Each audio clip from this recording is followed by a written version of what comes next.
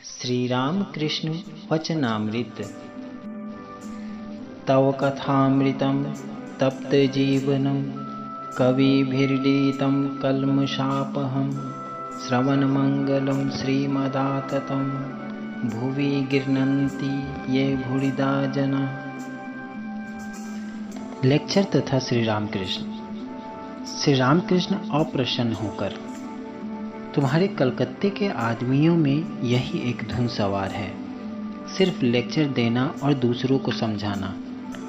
अपने को कौन समझाए, इसका ठिकाना नहीं।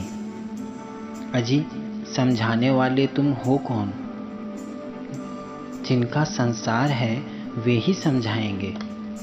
जिन्होंने सृष्टि रची है, सूर्य, चंद्र, मनुष्य, जीव जंतु बनाए हैं, जीव जंतुओं के भोजन के उपाय सोचे हैं, उनका पालन करने के लिए माता पिता बनाए हैं, माता पिता में स्नेह का संचार किया है, वे समझाएंगे।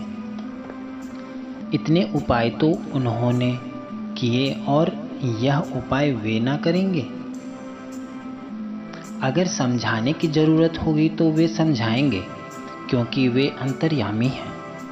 यदि मिट्टी की मूर्ति पूजने में कोई भूल होगी तो क्या वे नहीं जानते कि पूजा उन्हीं को ही करनी है?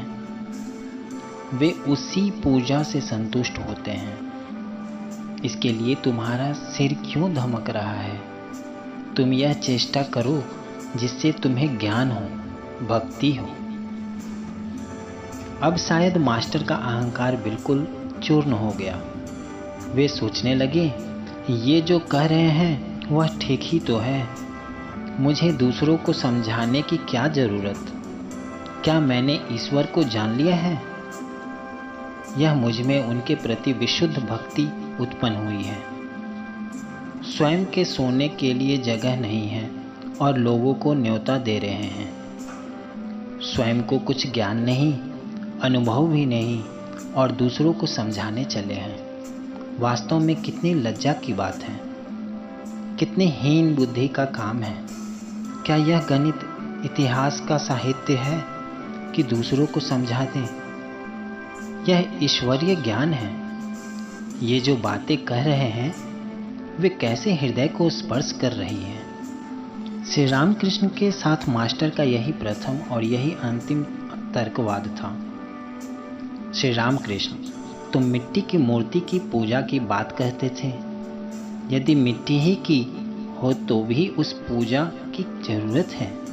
देखो, उस सब प्रकार की पूजाओं की योजना ईश्वर ने ही की है। जिनका यह संसार है उन्होंने ही यह सब किया है।